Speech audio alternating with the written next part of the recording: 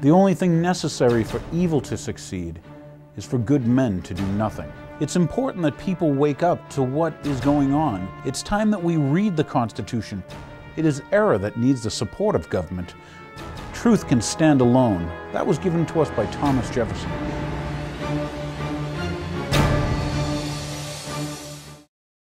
Thanks for tuning in. My name is Daniel Hapney, and this is The Real Story. For tonight's show, what we have for you is pretty much two things. One that's in the news every day that you hear about, and the other one that you may not hear that much about. And what we're going to discuss is, or at least what I'm going to relate to you, and hopefully you discuss with your family members and loved ones and neighbors and just acquaintances that you meet, is the First Amendment. That's right. The United States Constitution, right, has these amendments. We have what? We have the great 10 amendments, right? We know them as the Bill of Rights. Well, that first one was a very important one. So tonight, anyway, we're going to discuss the First Amendment, and also we're going to go over some of that economy stuff, because remember how they, I guess it was George Orwell who learned to change words and how people accept things because it sounds different. Like a week ago it was the bailout, and we're going to discuss that, and now it turned into the rescue plan. And evidently they passed the rescue plan legislation and stuff, which will be immediately signed, but we'll go into that later in the episode. So here we have the Bill of Rights. What a lucky thing. What a blessed thing. The First Amendment. And for you viewers out there, I'm going to read it to you so you can understand exactly, word for word, because it's probably been a long time since you read this. But here's how it goes. Congress shall make no law respecting an establishment of religion. They put a comma in there. So you could stop right there and think, Congress will make no law respecting the establishment of religion, or prohibiting the free exercise thereof. That means for you viewers, you Sharonites and you World Wide Web viewers, that here in the United States, because we have these rights, okay, when I say have these rights, granted to us by our Creator, not by our government, but we put things down in writing. Why? So that we could limit and restrict our government, not limit and restrict our people. Have you noticed the difference lately? All the laws that they're passing now limit and restrict the people. Yet our founding fathers, they wrote stuff that limited and restricted the government. So it goes on, and it says, or abridging the freedom of speech. Very interesting, huh? Freedom of speech. That's why I get to be here in front of you today, because I'm exercising my freedom of speech. You should go try to exercise some of yours. Try it at an airport and tell me how free you feel. And, or of the press. Hey, what's the only business that's protected by the Constitution? That's the press. The only business. No other business throughout, all of our founding father documents. No other businesses are protected, but the press is protected. And that's extremely important. They understood this. We'll go into the Federalist Papers and all that in a minute, but they understood that. So anyway, we got that. So what do we got? We've got, all right, government shouldn't be involved in religion or the exercise thereof. The people have freedom of speech and the freedom of the press. That means the government can't mess with your free speech, they can't mess with the press, and they can't tell you what to believe or how to worship. Pretty smart, these founding fathers. Or the right of the people to assemble. Think about that. These guys knew way back when that sometimes the people would want to assemble. And maybe they would have grievances. We'll go on to the next part of it. But this is all in what? In the First Amendment in the Bill of Rights. So that people to assemble, the right of the people to peaceably assemble. What happens now when people assemble? And let's say they, we call them what? Protest, and they may want to protest. Now we have free speech zones, don't we? That's where we put those protesters. See, they have a new name. This is what Orwell taught people, how to change words and change the meaning. These aren't people peacefully assembling that they have a constitutional right to do. No, these are, quote, protesters, and they go into what? A free speech zone. Maybe my viewers and listeners out there could tell me, am I wrong? But wasn't he the first guy to make free speech zones? Now our free speech zones are not only fenced, but they have barbed wire. Concertina wire, they call it. Now, last but not least, and this is the last part, and to petition the government for redress of grievances. Hopefully you got to see the redress of grievances show I did. But once again, let's go over these things. We have freedom of religion, where it says not just freedom of it, but the government can't be involved in any way, shape, or form. We have freedom of speech. And do you think when they were protecting freedom of speech, it was unpopular speech or popular speech? Do you need a First Amendment if all you do is say popular things? It's the unpopular. It's the dissenters. This is who they were trying to protect. And why? Because many times it's the dissenters who bring forth the truth. That's why I'm here today. And for you viewers out there who think that I shouldn't be able to say anything, or that you'd like to put the censored thing over me and not hear whatever I say, or not see what I bring for you, just remember, this is the United States of America. We're a constitutional republic, and you're blessed because you're here. And yes, we have the freedom of speech. So once again, it wasn't popular speech that they were concerned with, I'm sure. Are you sure? You should check out. I recommend you read the Federalist Papers.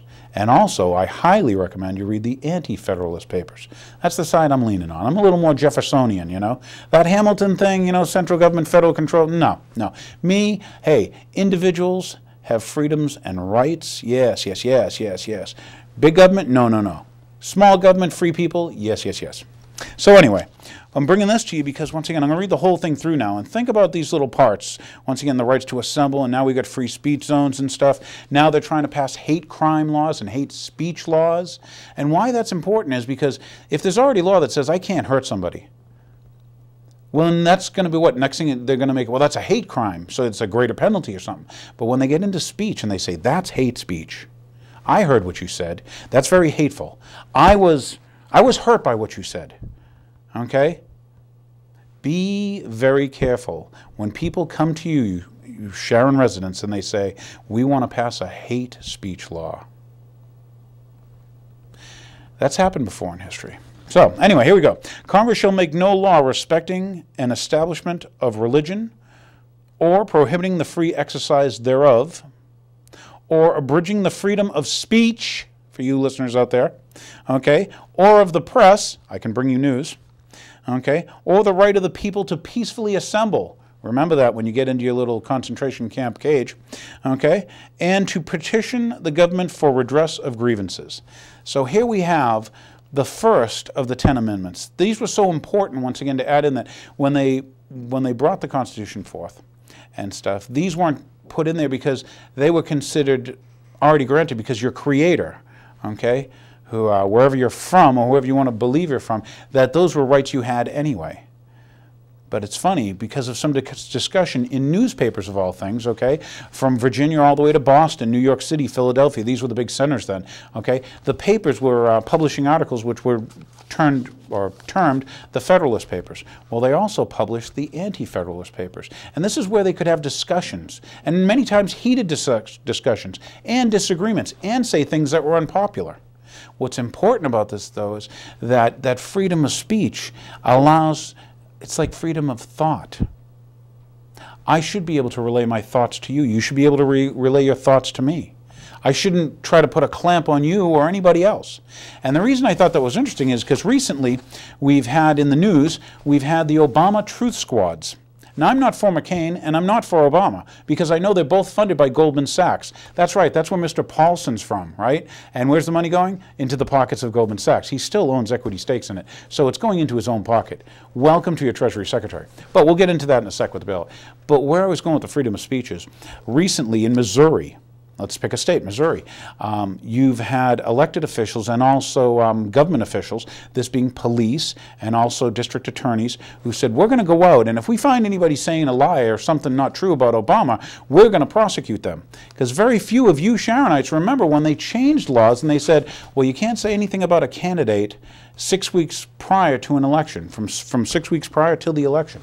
So they're using the laws that were created, who, once again, the original founders made laws that limited the power of the government. Now we have the government making laws limiting the people, in this case, their free speech. That's extremely important. This is what fascist regimes do. This is what communist regimes do. This is what totalitarian regimes do. They try to limit free speech. And even though I may hate something that a person in the Ku Klux Klan says or whatever it does, or some, you know, what they consider neo-Nazi, or I would say Bush-type person, but more importantly is, I'm going to defend their right to speak. And you should too. There's a reason the founders put this in, because they knew that even unpopular speech is important. And that's the speech that needs to be protected. So, religion and stuff, here we have many religions in Sharon, and I think, once again, I don't care what your religion is, and I hope you enjoy worshiping or doing whatever you do during your religion, and, you know, more power to you. We shouldn't once again, as a federal government, we should have nothing to do with religion. Yet, isn't it interesting how some, I want to say preachers in like Kansas or somewhere up in the Midwest, they had to go and give their sermons to the Internal Revenue Service. And you ask yourself, what's the IRS doing? Well, see, churches and synagogues, probably alike, have to, what, fall into that nonprofit category of being, so now you need a government to tell you whether or not you have a valid religion, whether this is a valid church and you can maintain your tax-free status. Boy, that hand thing, huh? Whew. Think about it, though.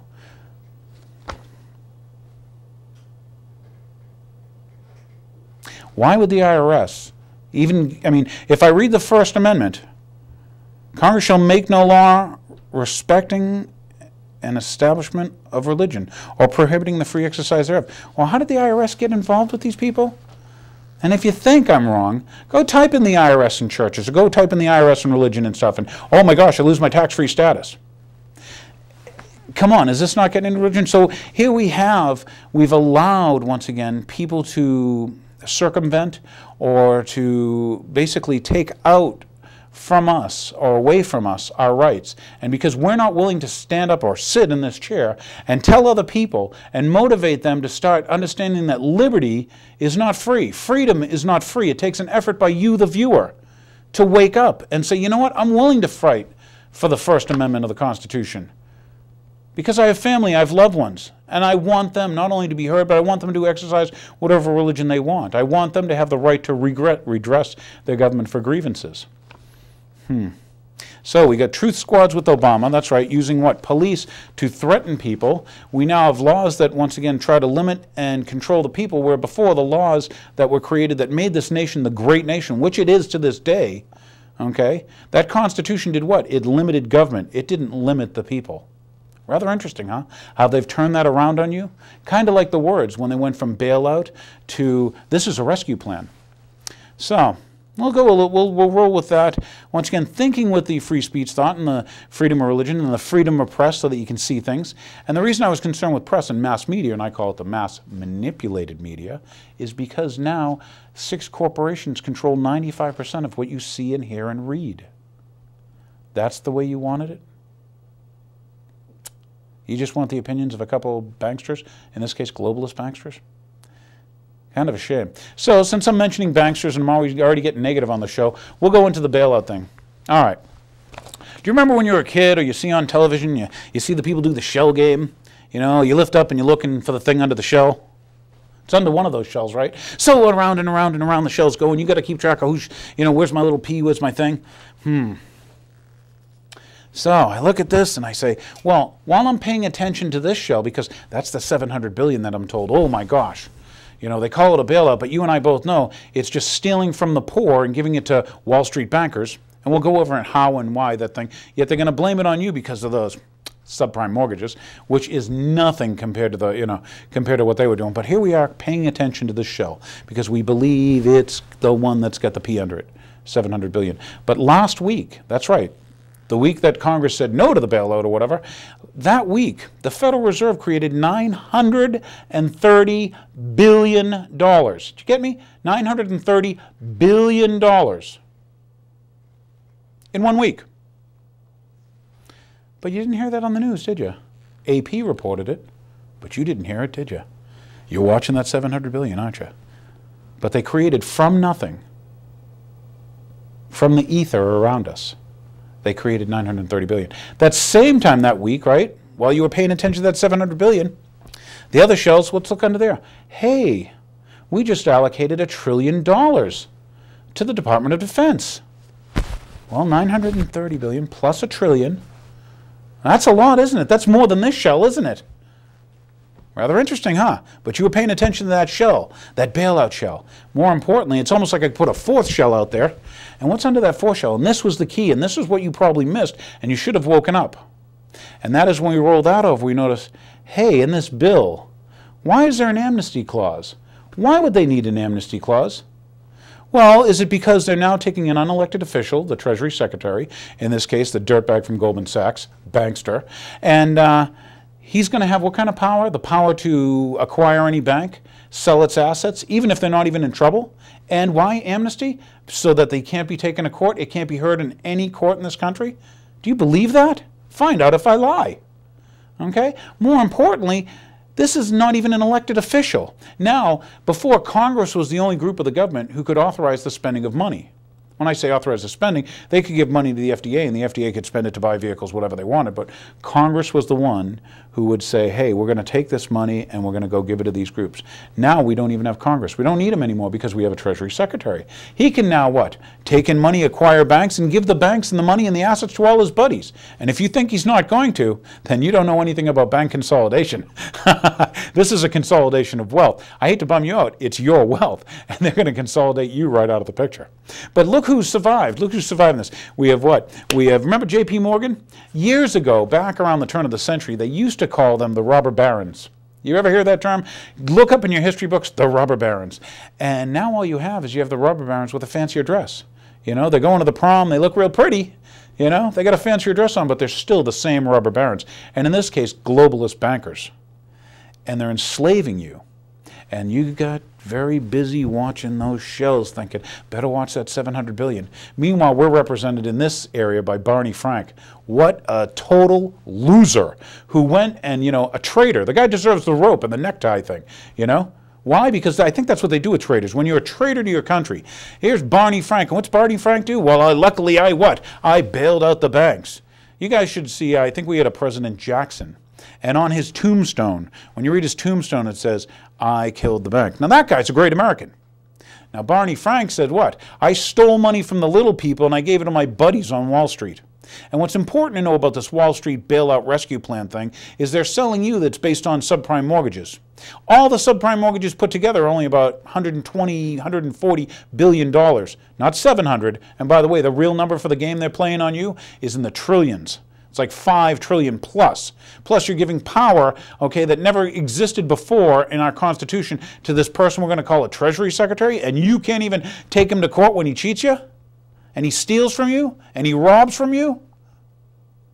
And meanwhile, Barney Frank did this. This is like Kerry and Kennedy with their what? With their cheats. Didn't they just change the bankruptcy laws? Took effect in 2006. You can't go bankrupt, but evidently Wall Street can. And when Wall Street does, you have to pay. When you go bankrupt, does Wall Street pay you? I guess you don't have Barney Frank working for you. You people got to, you know, talk to your Barneys. So, we have this thing, we've changed the name. No longer a bailout, everybody. It's a rescue plan. Isn't that much better? We've passed the rescue plan. And who do we rescue? We rescued the bankers. Because they might have been bad businessmen, but bad businessmen deserve more money. You know? They may have stolen from people, but that's okay because they need more money. Let's take AIG. You heard about AIG, and we're going to go over the story and what the problem was. It wasn't so much the, like I said, it's only about $140 billion for those subprime mortgages that are out there. Okay, we could have bought all those stupid properties with less money than they authorized and stuff. But more importantly, is that wasn't the problem. The problem was all the derivatives and the credit swaps that were going on. Okay. And who are we bailing? We're bailing foreigners. Because who owns those treasury bills now that we print so many? Because we're in, by the way, viewers, you out there, if you don't have a dime, if you don't have a pot to urinate in, how can you lend money to somebody else? How can you bail anybody else out? Unless you let them use your pot. Wait a minute, you don't even have a pot. Think about it. Think about this. They're pulling this over on you, and you're in a very educated audience. Okay, you people took, you know, Economics 101. You understand some things at least, you know, general ledger, okay, accounts receivable, accounts payable, general ledger. Let's just go right to basics. If I have no accounts receivable, or I have less than I need, okay, and my general ledger is negative and stuff, okay, tell me about the payables. But yet you believe this stuff, and you allow what? Barney Frank to go and steal from you, that traitor. You know, and tell you he's a hero. Who told you he's a hero? Pelosi. That's right, all you Democrats in the audience. Pelosi's your hero. She got elected to get rid of who? To do what?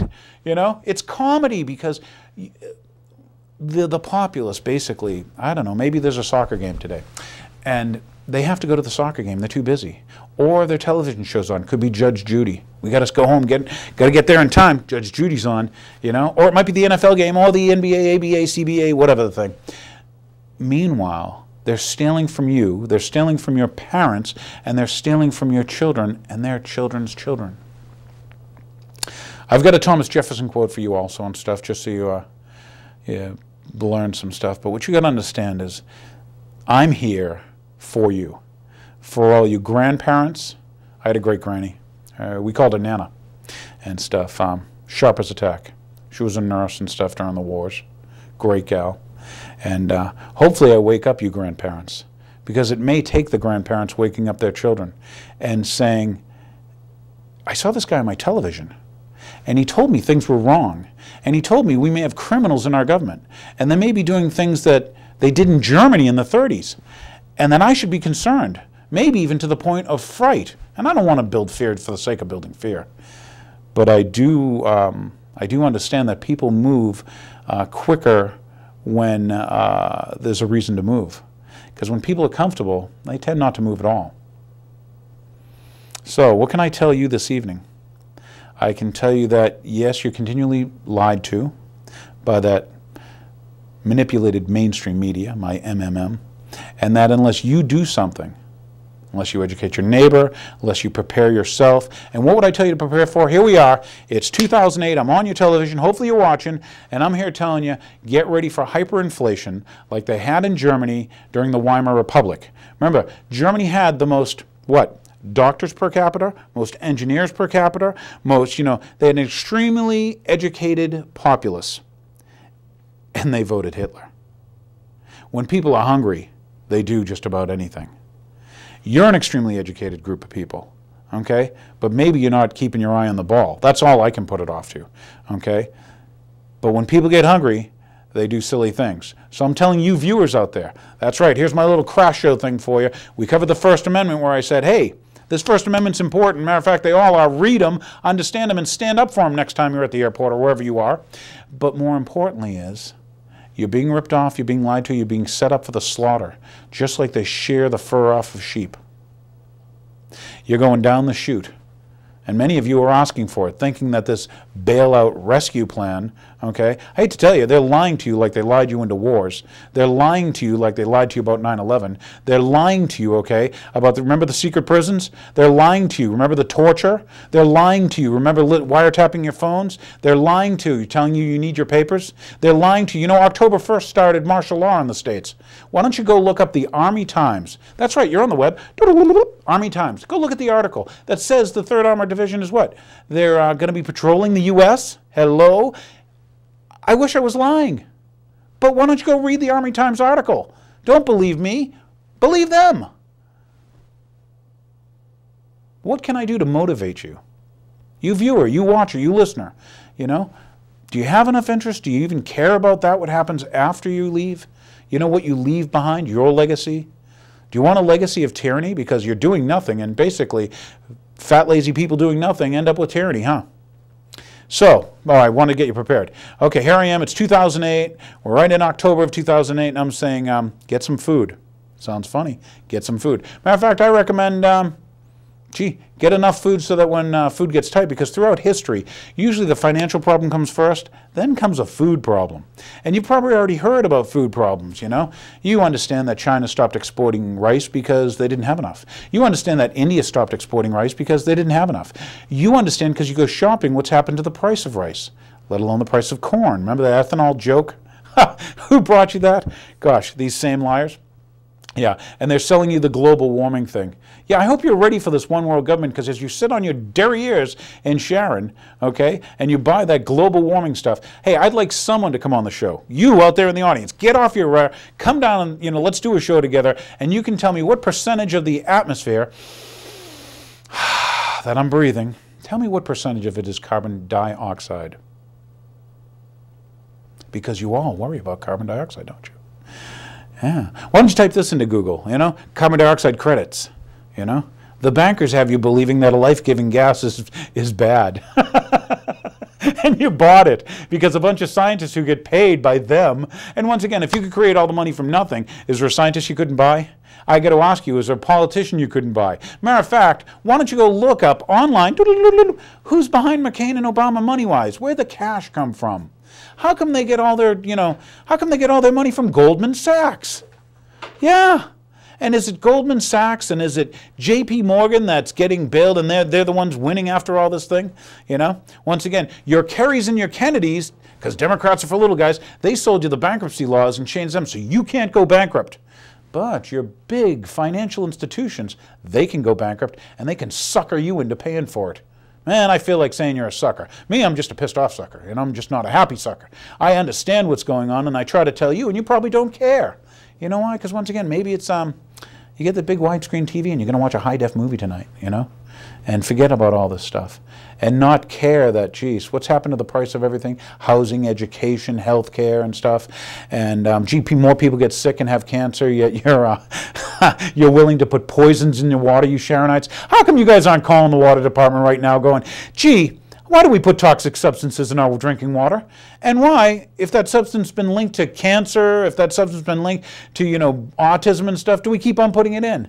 You know? But you're a Sharonite. You don't care. You're too busy. I mentioned this on the last show, and I want you to consider it. I should end every show with it. Besides looking for real men who are willing to do something, contact me, find me.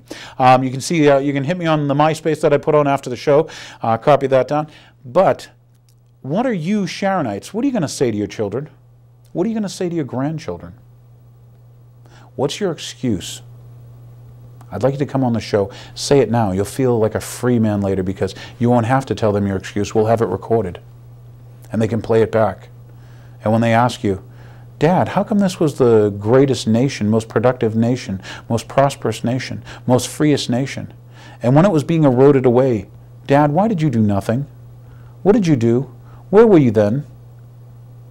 Because years from now, when you look into their sad eyes, as they what? As a house cost them $1 million in Sharon, $2 million? Get ready for hyperinflation like you haven't seen. When all this money gets put into the, think of it this way, they created more money last week than was our budget for the federal government in 1980. Did you get that in 1 week? That's the exponential growth of money. And you remember fractional reserve banking on the other shows. I don't want to get too far off on it, but I want you to come up with that excuse and maybe send them in to me so I can read them on air. Hey, I talked to one Sharonite and they said the reason they did nothing is they were too busy. The reason they did nothing, they didn't fight for other people's rights and they didn't fight for their own rights and they didn't fight for their kids' rights is because there was a football game on. The reason they didn't do anything is because it can't be that way. They live in Egypt. That's denial, right? It can't be that way, you know? What's your excuse? What is it? I want to know. Let me know excuses for doing nothing. What, are you just that trusting? We've taught you to, you know, blindly trust. Everything is going to be okay because the guys who stole from you are the one who came up with the rescue plan. How do you do it? How do you know, what do you go to bed at night thinking, you know, it's okay because it's not affecting me? You know? You bomb sovereign nations that don't attack you, but that's okay. You know?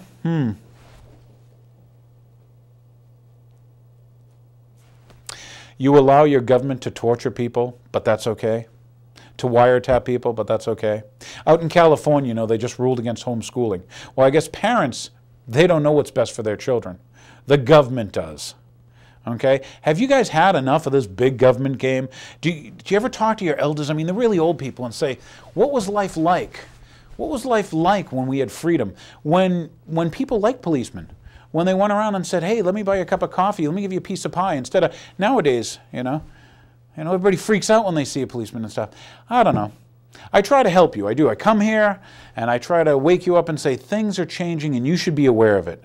Things are not right and you should make them right, or at least help me make them right. And get away from this left-right Republican Democrat thing. Start thinking American. Did you get that? We're going to end this show with start thinking American. I guess I'm looking for real American men to contact me, and real American women for that matter. Please, you know, get in touch with me. And if you don't, practice this in the mirror. Go, you know, when you shut me off, stop what you're doing. You're probably going to go to the bathroom anyway. Look in the mirror when you're in the bathroom and practice those excuses for your children and for your grandchildren, why you did nothing. As fascism grew, you did nothing. As they stole from your parents and your children, you did nothing. As they put poisons in your water and your food, remember aspartame, don't forget it, you did nothing. Why? Because you're a Sharonite. Well, that was my show. Once again, we did a little bit of First Amendment. That's right, I'm practicing my free speech. Find out if I lie. Look up some of the stuff. You know, maybe come on the show. Give me your point of view. Send me some info. Practice those excuses. You're going to need them. Oh, and get ready for inflation like you've never seen before. This is October 2008. I told you this when I made my first show. Go see the first show. It's called Money. It's in the library. Second show I did on the Federal Reserve. I told you this was going to happen. I'm no genius. I don't want it to happen, but you won't do anything to change it, so it's just going to happen. So you can either prepare for it and be ready, or you can be like the sheeple and get ready for a haircut. Maybe you're going to get the dip too. Hey, for all I know, you may, they may even use you as food. So have a great night. Thanks for watching The Real Story. There's something new to think about this week.